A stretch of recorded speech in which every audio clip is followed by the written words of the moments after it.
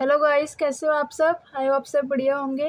तो आज हम पढ़ेंगे NCERT business studies class 11th का चैप्टर 22 आंतरिक व्यापार, अर्थ उसका और प्रकार। ठीक है कि ये इसका क्या मतलब होता है और ये कितने प्रकार के होते हैं। तो देखो, इससे पहले 21 चैप्टर तक की वीडियोज़ मैं अपलोड कर चुकी हूँ, आप जाके देख सकते हो, लिंक आपको डिस्क्रिप्शन बॉक्स में मिल जाएगा। ठीक है, तो हम शुरू करते हैं। देखो, आंतरिक व्यापार क्या होता है? इंटरनल ट्रेड, यानी किसी देश के अंदर होना या फिर किसी राज्य के अंदर ही होना या फिर किसी शहर के अंदर होना, तो कहलाता है आंतरिक। लेकिन यहाँ पे क्या है? इंटरनल, यानी किसी देश, एक ही देश के अंदर होने वाला व्यापार। कि मतलब हम अगर इंडिया में हैं तो सिर्फ इंडिया के अंदर ही होगा, हम दूसरे राज्य में जा सकते हैं, हम किसी शहर में जा सकते हैं, गाँव में जा सकते हैं, लेकिन हम किसी दूसरे देश में व्यापार नहीं कर सकते। यानी हम दूसरे देश से माल नहीं खरीद सकते या फिर किसी दूसरे देश से माल हम नहीं बेच सकते। तो क्या कहलाता है? आंतरिक व्यापार। ठीक है, देखो, वह व्यापार जो एक देश की सीमाओं के अंदर होता है आंतरिक व्यापार कहलाता है। ठीक है, क्यों? तो देश की सीमाओं के अंदर ही होना, देश के बाहर दूसरे देश में नहीं जाता है। इसे देशी व्यापार भी कहते हैं। देशी व्यापार मतलब अपने ही देश के अंदर होना। ठीक है, इसका अभिप्राय वस्तुओं और सेवाओं का एक ही देश की सीमाओं के अंदर क्रय विक्रय करने से है। कि मतलब जो भी वस्तुएं, जो भी सेवाएं, जो भी हम खरीदते हैं, जो भी बेचते हैं, वो एक ही देश के अंदर होगा, चाहे खरीदना हो चाहे बेचना हो। ठीक है, तो क्या कहलाता है? आंतरिक व्यापार। अब देखो, इसकी विशेषताएं क्या हैं। पहला है देश की सीमाओं के अंदर व्यापार। की मतलब आंतरिक व्यापार क्या होता है? एक देश की सीमाओं के अंदर होता है, दूसरे देश में नहीं जाता है। तो आंतरिक व्यापार एक ही देश के अंदर होता है। जब व्यापार एक देश की सीमाओं को पार कर जाता है तो वह विदेशी व्यापार कहलाता है। देखो, ये क्या है? आंतरिक व्यापार यानी देशी व्यापार, कि मतलब एक देश के अंदर होना। और अगर हम देश के दूसरे देश के बाहर जा रहे हैं, यानी दूसरे देश में जा रहे हैं हम, तो देश की सीमाएं उनको पार करके हम जा रहे हैं, माल खरीद रहे हैं फिर बेच रहे हैं, तो विदेशी व्यापार कहलाएगा। लेकिन हम क्या पढ़ रहे हैं? देशी व्यापार, आंतरिक व्यापार। ठीक है, वस्तुओं का स्वतंत्र आना जाना। एक देश के विभिन्न राज्यों में वस्तुओं के क्रय विक्रय पर प्राय कोई प्रतिबंध नहीं होता है। कि मतलब जो आंतरिक व्यापार होता है उसमें क्या होता है कि हम किसी भी राज्य में वस्तुओं को, सेवाओं खरीद सकते हैं, बेच सकते हैं, कोई प्रतिबंध नहीं होता है, यानी कोई बैंड नहीं होता है कि हम उसमें नहीं जा सकते या फिर उसमें नहीं जा सकते। हम किसी भी राज्य में जा सकते हैं, किसी भी शहर में जा सकते हैं खरीदने के लिए या फिर बेचने के लिए। ठीक है, देशी मुद्रा में व्यवहार। देशी मुद्रा मतलब अपने ही देश के पैसों में, रुपीज़ में हमारा व्यवहार होता है। कि अगर हम माल खरीदते हैं तो हम रुपीज़ देते हैं, बेचते हैं तो रुपीज़ ही लेते हैं। अगर हम क्योंकि ये आंतरिक व्यापार है, देशी व्यापार है, अगर हम विदेशी व्यापार करते हैं तो हम डॉलर्स में करते हैं। ठीक है, मतलब दूसरे देश की पैसा हमारे देश में आता है ना, इसलिए। आंतरिक व्यापार के अंतर्गत लेन देन अपने देश की मुद्रा में ही होता है। ठीक है, झगड़ों के निपटारे के लिए विशेष अधिनियम। मतलब अगर कोई भी जैसे बिजनेस कर रहा है, माल बेच रहा है, खरीद रहा है, हम लोग माल खरीद रहे हैं, बेच रहे हैं, अगर कुछ झगड़ा हो जाता है किसी दूसरे बिजनेस के साथ या फिर ग्राहक के साथ, तो इस झगड़े को ख़त्म करने के लिए, इसके निपटारे के लिए एक विशेष अधिनियम बनाया जाता है, एक एक्ट बनाया जाता है कानून के द्वारा। ठीक है, आंतरिक व्यापार से संबंधित झगड़ों का निपटारा करने के लिए वस्तु विक्रय अधिनियम के प्रावधान लागू होते हैं। ठीक है, सेल्स एक्ट होता है कि मतलब जो बिजनेस, ये होता है बिजनेस लोगों के लिए, जो व्यापार करते हैं, जो मालों को बेचते हैं, ग्राहकों को, जो दूसरे लोगों को माल बेचते हैं एक ही देश के अंदर। अगर उन लोगों के अंदर झगड़ा हो जाता है, जैसे बिजनेस टू बिजनेस झगड़ा हो जाता है अगर किसी का, जैसे व्यापारियों के बीच व्यापारियों का झगड़ा हो जाए, तो उनको ख़त्म करने के लिए एक सेल्स एक्ट बनाया हुआ है, एक विक्रय अधिनियम यानी एक्ट बनाया हुआ है कानून के द्वारा, जिससे क्या होता है? झगड़ा ख़त्म हो जाता है। ठीक है,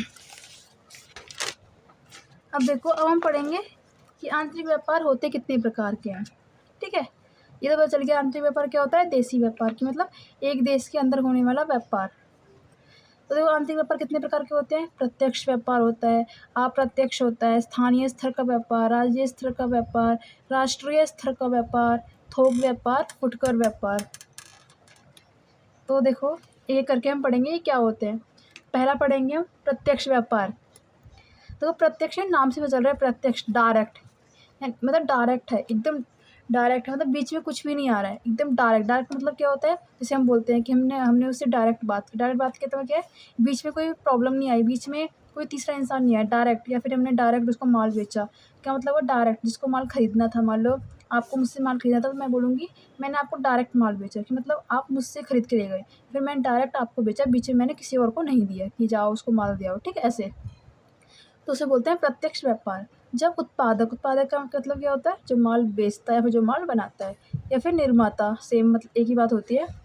जब उत्पादक या निर्माता माल मध्यस्थों को ना बेचकर सीधे उपभोक्ताओं को बेचते हैं तो इसे प्रत्यक्ष व्यापार कहते हैं। ठीक है, देखो डायग्राम से ये देखो वैसे क्या होता है, जो माल बनाता है या फिर जो माल बेचता है वो क्या करता है, वो थोक व्यापारी को माल बेचता है। थोक व्यापारी कौन होते हैं, जो बहुत बड़ी मात्रा में माल खरीद लेते हैं इन लोगों से, फिर वो क्या करते हैं, फुटकर व्यापारी को थोड़ा थोड़ा माल बेच देते हैं। ये लोग थोड़ा थोड़ा माल रख लेते हैं, जैसे दुकानदार वगैरह हैं थोड़ा थोड़ा रख लेते हैं।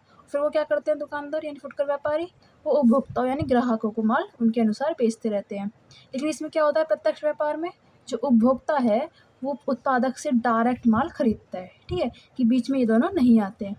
ये देखो क्रॉस लगा रखा है, गलती से लग गया था, तो ये डायरेक्ट है, ये बीच में दोनों नहीं आते हैं कि तो उत्पादक है वो माल को ना तो थोक व्यापारी को बेचेगा ना ही फुटकर व्यापारी को बेचेगा, वो डायरेक्ट क्या करेगा, डायरेक्ट उपभोक्ता यानी ग्राहक को बेचेगा। तो ये कहलाता है प्रत्यक्ष व्यापार, ठीक है। प्रत्यक्ष व्यापार के क्या लाभ होते हैं कि मतलब अगर हम प्रत्यक्ष व्यापार करते हैं कि बीच में हम किसी मध्यस्थ को नहीं लाते हैं, किसी तीसरे इंसान को नहीं लाते हैं, डायरेक्ट ग्राहक को माल बेचते हैं, तो क्या फ़ायदा होगा। तो देखो ग्राहक को क्या फ़ायदा होगा, माल की बनावट नहीं होगी, कि मतलब मान लो बीच में अगर कोई आ जाता है तो हो सकता है ये माल में कुछ बनावट कर दे, कुछ मिला दे, है ना। तो डायरेक्ट है, जो माल बनाया है वही हमारे पास पहुँच जाएगा। उपभोक्ताओं को असली माल की प्राप्ति मतलब वही है कि बनावट ही नहीं होगा, जो असली माल बनाया हुआ है फैक्ट्री में या फिर जो बेच रहे हैं वो असली माल वही हम तक पहुँचेगा। उपभोक्ता को कम मूल्य पर माल उपलब्ध हो जाता है, मतलब हम डायरेक्ट इससे खरीदेंगे तो हमें जितने प्राइस पे माल बेचेगा हम उतने प्राइस पे खरीद लेते हैं या फिर कम भी कर लेते हैं, बार्गेनिंग भी कर लेते हैं। लेकिन मान लो ये बीच में दोनों अगर बेचते हैं तो ये क्या करते हैं, अगर इससे 10 रुपये का खरीद रहे हैं तो ये 11 रुपये का बेचते हैं, कि अपना फ़ायदा भी करते हैं ना ये लोग, जिस दुकानदार करते हैं 9 रुपये की चीज़ लाते हैं लेकिन बेचते कितने में, 10 में, 11 में, 12 में, तो हमें सस्ते में माल मिल जाता है अगर हम प्रत्यक्ष माल खरीदते हैं, ठीक है। उत्पादकों को नगद विक्रय का लाभ।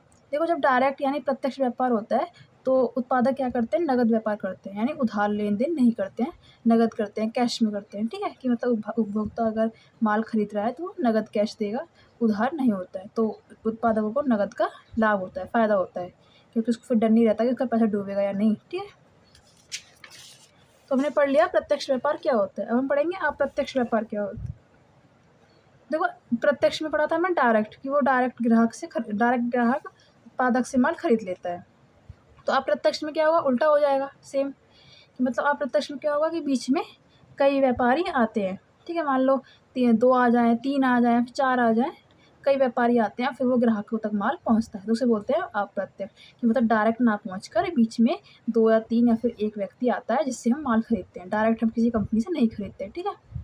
अप्रत्यक्ष व्यापार में उत्पादक उपभोक्ताओं तक माल पहुंचाने के लिए मध्यस्थों की सेवाएं प्राप्त करता है, ठीक है, मतलब ग्राहकों तक माल बेच, जब तक माल पहुंचने तक बीच में कई लोग आते हैं, इन्वॉल्व होते हैं।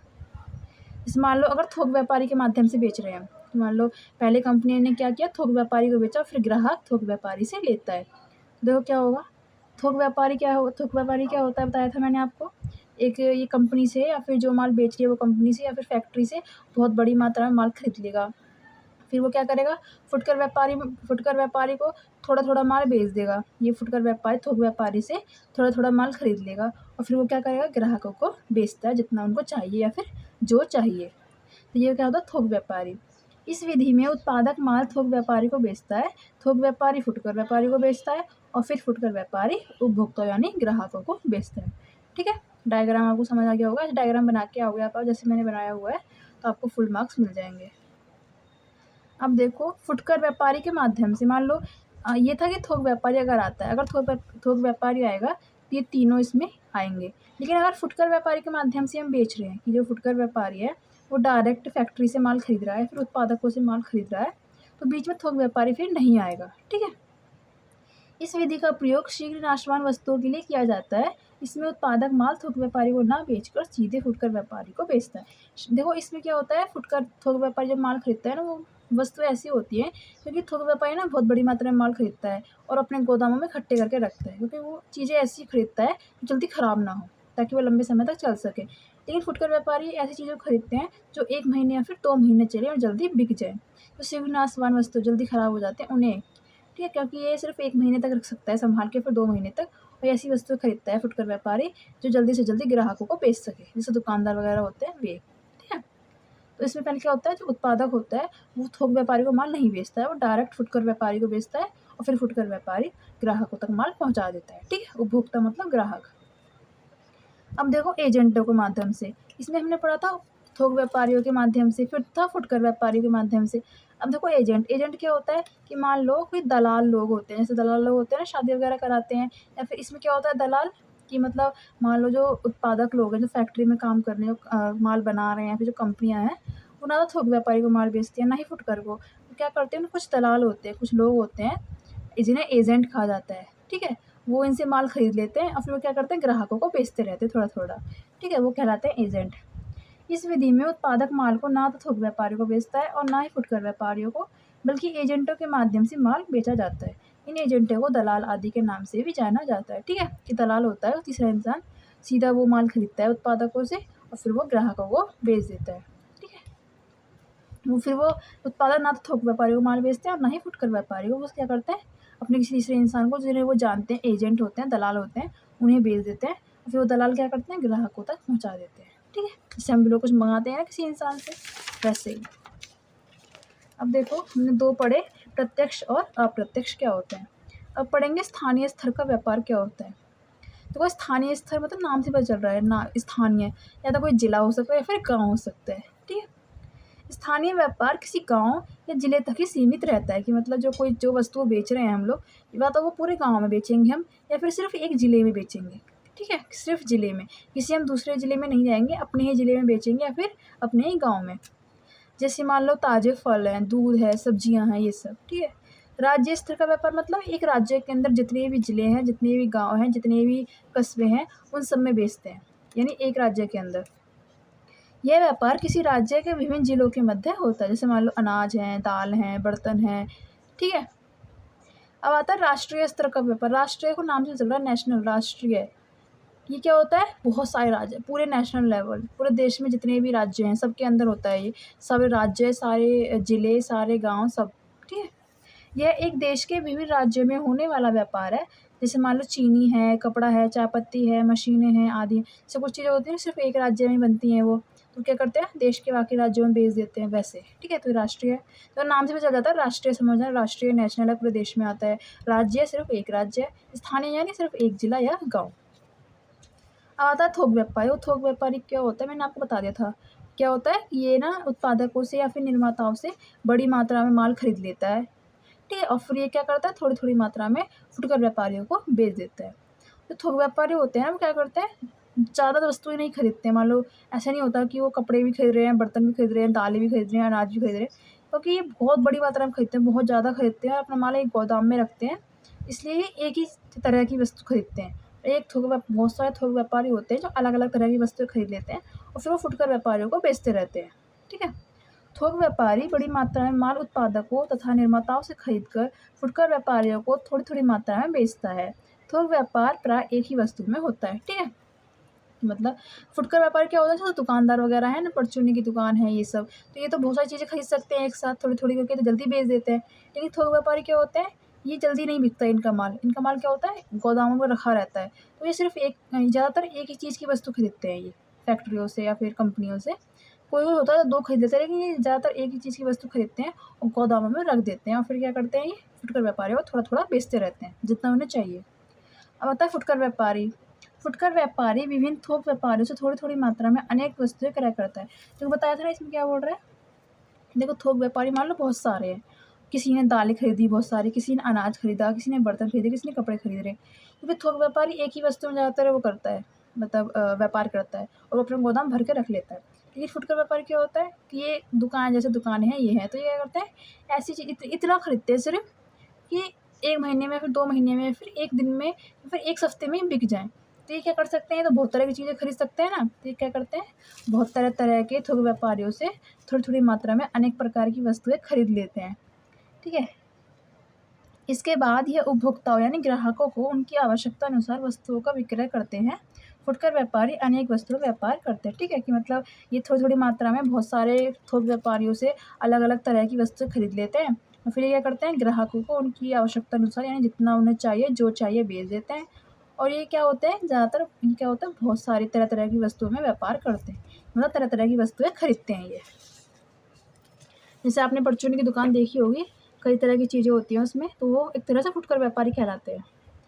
अब देखो हमने पढ़ लिया कि प्रकार कि जो आंतरिक व्यापार होता है वो कितने प्रकार के होते हैं, ये हमने पढ़ लिया। अब देखो, अब क्या आंतरिक व्यापार में प्रयोग होने वाले मुख्य प्रपत्र मतलब डॉक्यूमेंट्स वगैरह क्या होते हैं आंतरिक व्यापार में इस्तेमाल। पहला है बीजक। तो बीजक क्या होता है, यानी इनवॉइस। ये क्या होता है, उधार क्रय के लिए विक्रेता से प्राप्त खरीदे गए माल के विवरण को बीजक कहते हैं। कि मान लो हम किसी से उधार खरीद रहे हैं माल, तो एक तरह से हमें कुछ बना के देते हैं ना, कि एक रसीद बना के देता है कि आपने ये माल खरीदा है, इतने का ये माल है वगैरह वगैरह, डेट वगैरह डाल देता है, ताकि आप जब पेमेंट करने जाओ तो आप हम उसको देख सकें या फिर दिखा सकें, है ना। तो जब हम उधार खरीदते हैं किसी से, जिससे खरीदते हैं, जब वो हमें रसीद बना के देता है तो वो कहलाता है बीजक। ठीक है, उधार के लिए होता है। और अगर हम नकद खरीदते हैं, मान लो किसी से हम फ़ोन वगैरह खरीदते हैं, चीज़ें खरीदते हैं, जैसे हम मशीन वगैरह खरीद जाते हैं, वॉशिंग मशीन खरीदते हैं, फ्रिज वगैरह खरीदते हैं, तो हमें रिसिप्ट बना के देता है ना, वो एक रसीद बना के देता है, उधार खरीदो या नकद खरीदो। अगर आप उधार खरीद रहे हो तो वो कहलाता है बीजक। और अगर आप नकद खरीद रहे हो फिर भी वो आपको एक रिसिप्ट बना के दे रहा है कि आपने इतने खरीदा, इतने आपने कैश पेमेंट किए वगैरह वगैरह, डेट वगैरह डाल देता है, अपनी पूरी कैश पेमेंट कर दी फिर भी, तो वो उसे क्या कहते हैं, कैश मीमो। ठीक है, अगर आप उधार खरीदते हो फिर आपको एक दुकानदार एक रिसिप्ट बना कर देता है तो वो कहलाता है बीजक। और अगर आप नकद खरीदते हो फिर भी आपको एक रिसिप्ट मिलती है तो वो कहलाता है कैश मीमो। ठीक है, ये आपका 1 नंबर में आ सकता है, इसलिए याद रखना। अब है प्रोफोर्मा बीजक। ये क्या होता है, प्रेषक द्वारा प्रेषणी को भेजे गए माल के विवरण को प्रोफोर्मा कहते हैं। प्रेषक मतलब भेजने वाला होता है और प्रेषणी प्राप्त करने वाला। देखो, प्रेषक तो एक तरह से जो माल बनाता है फिर जो बेचता है वो भी हो सकता है। और प्रेषणी ज़रूरी नहीं है ग्राहक हो, प्रेषणी वो भी हो सकता है जो एजेंट हो सकता है, हाँ, दलाल हो सकता है प्रेषणी। ठीक है, कैसे कि वो कंपनी से खरीद रहा है और उसने अभी तक माल बेचा नहीं है, ग्राहकों को दिया नहीं है, अभी सिर्फ खरीदा है, उसने कंपनी से लिया है वो माल, तो वो एक प्रोफॉर्म बना के देती है कंपनी, ताकि ये प्रूफ रहे कि हमने इस दलाल को या फिर इस एजेंट को अपना माल दिया हुआ है। ठीक है, तो उसे क्या कहते हैं, प्रोफोर्मा बीजक कहते हैं। जिसमें देखो इन सब में ना, कि जो जितने भी ये लिखे हुए हैं, जितने मैं आपको बता रही हूँ, ये बीजक, ये कैश मीमो, प्रोफोर्मा बीजक, इनमें क्या लिखा होता है, इसमें लिखा होता है कि कितना माल खरीदा है आपने, उसकी क्वालिटी क्या है, कितने रुपए का है, कितने किलो खरीदा है, उसकी टैक्स कितना लगा है वगैरह, कटौती कितनी है, डिस्काउंट मिला है या फिर डिस्काउंट दिया है, ये सब लिखा होता है इसमें। ठीक है, अब देखो क्रेडिट नोट, नहीं, डेबिट नोट क्या होता है, देखो इसका अभिप्राय ऐसे पत्र या नोट से है जो क्रेता द्वारा विक्रेता को यह सूचित करने के लिए भेजा जाता है कि उसका खाता पत्र में लिखी गई राशि से माल वापस करने के कारण डेबिट कर दिया गया है। इसका मतलब ये है कि मान लो हमने माल खरीदा, किसी दुकान से हमने माल खरीदा है और हमने पेमेंट भी कर दी उसको, लेकिन माल ख़राब निकला। मतलब हम घर आए, हमने देखा कि हम जो माल खरीद के लाए ख़राब है, टूटा हुआ है, कुछ चीज़ें टूटी हुई है, कुछ सामान है वो ख़राब है, तो हम क्या बोलेंगे दुकानदार से, अपना माल वापस करो और हमें हमारे पैसे वापस कर दो। तो वही सूचना देने के लिए वह ये एक नोट बनाता है, जिसे बोलते हैं डेबिट नोट, कि हमें हमारा पैसा वापस करो। ठीक है, क्रेडिट नोट में सेम ऐसा ही होता है। इसमें ये देखो, ये एक डेबिट नोट बनाता है क्रेता जो माल खरीदता है, और एक क्रेडिट नोट बनाता है विक्रेता जो माल बेचता है। कि वो ये बनाता है बताने के लिए कि आपने जो नोट बनाया था उसकी स्वीकृति हमने ले ली है। लेकिन ये देखो, एक चीज़ और के लिए बनाया जाता है कि मान लो हमने माल खरीदा किसी से, तो वो माल 100 रुपये का था। ठीक है, लेकिन गलती से उस दुकानदार ने वो 150 रुपये की वो बना दी रिसिप्ट, तो 50 रुपये वापस करने के लिए वो हमारे लिए क्रेडिट नोट बनाएगा। ठीक है, इसका अभिप्राय ऐसे पत्र या नोट से है जो विक्रेता द्वारा क्रेता को यह सूचित करने के लिए भेजा जाता है कि उसका खाता पत्र में लिखी गई राशि से उसका माल वापसी का दावा स्वीकार करते हुए क्रेडिट कर दिया गया है। ठीक है, कि मतलब पैसा हमने दे दिया है आपको, जितना पैसा आपसे हमने लिया था, आपका जो आपने जो नोट बनाया था कि हमारा माल ख़राब है, जितने पैसे हमने आपसे लिए थे वो हमने क्रेडिट कर दिए, यानी दे दिए। ठीक है, ये बनाया जाता है विक्रेता द्वारा, यानी जो माल बेचता है, और ये डेबिट नोट बनाया जाता है क्रेता द्वारा, यानी जो माल खरीदता है। अब है वाहन रसीद। वाहन यानी यातायात, गाड़ियाँ वगैरह। यह रसीद माल को एक स्थान से दूसरे स्थान पर भेजने के लिए यातायात कंपनी द्वारा माल की स्वीकृति हेतु जारी की जाती है।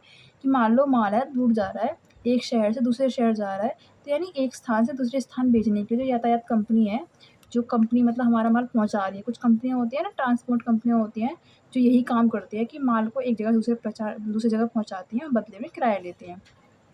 तो वो क्या होती है, वाहन रसीद मांगती हैं, ताकि स्वीकृति लेती है कि हाँ हम ये माल पहुंचाते हैं, उसे कहते हैं वाहन रसीद। रेलवे रसीद सेम ही होता है कि रेलवे के थ्रू अगर हम पहुंचा रहे हैं एक सामान को दूसरे स्थान तक, तो वो भी माल की स्वीकृति के लिए जारी की जाती है।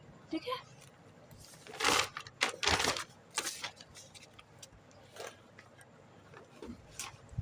तो देखो हमने अभी तक पढ़ा कि क्या-क्या प्रपत्र इस्तेमाल होते हैं और क्या-क्या प्रकार होते हैं आंतरिक व्यापार के। अब हम पढ़ेंगे व्यापारिक मदें होती हैं कुछ मतलब ऐसे टर्म्स होते हैं जिसमें इस्तेमाल की जाती हैं आंतरिक व्यापार में।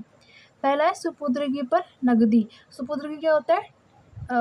मतलब ऑर्डर लेना, कोई नहीं मतलब कि वो क्या होता है सुपुर्दगी मतलब डिलीवरी, हाँ डिलीवरी। और नकदी मतलब कैश ऑन डिलीवरी। जैसे हम कुछ चीज़ ऑर्डर करते हैं किसी भी ऐप से, जैसे मीशो ऐप है, फ्लिपकार्ट है, तो वहाँ लिखा होता है ना कैश ऑन डिलीवरी या फिर ऑनलाइन पेमेंट। तो कैश ऑन डिलीवरी का मतलब क्या होता है कि जब हम सामान अपने हाथ में ले लेंगे तब हम कैश देंगे उसको तुरंत। इसका मतलब भी यही है।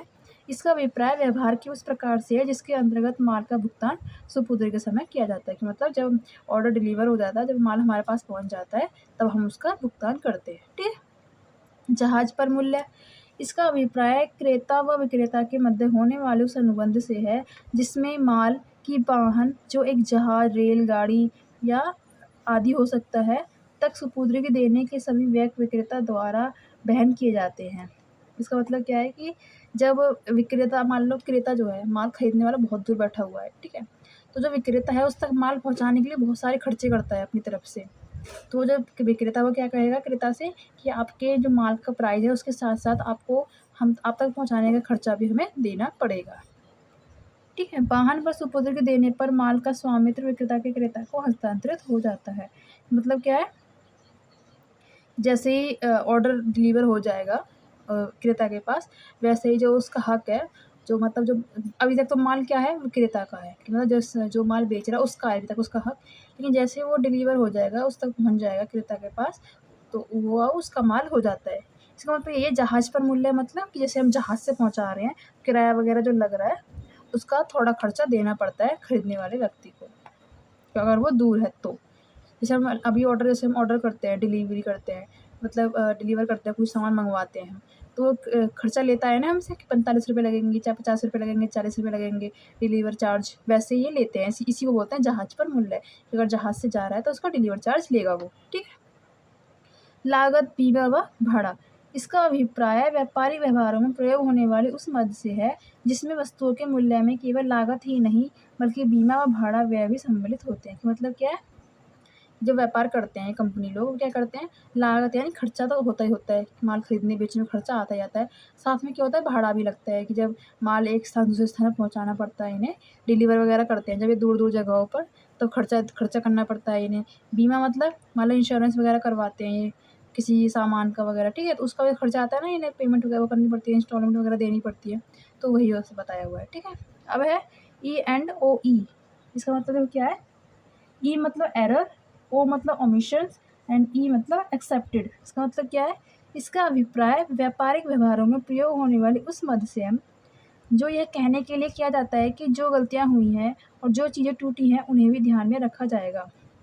कि मतलब मान लो उन्होंने माल भेज दिया और हमने ख़रीद लिया, अगर हम लोग शिकायत करते हैं कि कुछ गलतियाँ हुई हैं या फिर माल टूटा हुआ है, तो वो क्या बोलेंगे हमसे कि जो माल गलतियाँ हुई हैं हमसे, जो चीज़ें टूटी हुई हैं, जो चीज़ ख़राब है, हम उन सब का ध्यान भी रखेंगे अच्छे से। ये एक तरह से बताया जाता है। ठीक है। तो आई होप आपको अच्छे से क्लियर हो गया होगा कि आर्थिक व्यापार क्या होता है, इसका मतलब क्या होता है और कितने प्रकार के होते हैं। तो ज़्यादातर इसमें से, ये चैप्टर में से या तो इसका अर्थ आता है या फिर प्रकार आते हैं, बस इतना ही आता है, इससे ज़्यादा नहीं आता है। ये सब 1-2 नंबर में आते हैं, तो आप थोड़ा-थोड़ा लिख सकते हो, इससे ज़्यादा ज़रूरत नहीं है। ठीक है। तो अगर आपको मैंने समझाया और समझ आ रहा है, तो आप मेरे चैनल को सब्सक्राइब कर सकते हैं, ताकि आगे जितनी वीडियोज़ अपलोड करूँ वो आपको ईज़िली मिल सकें।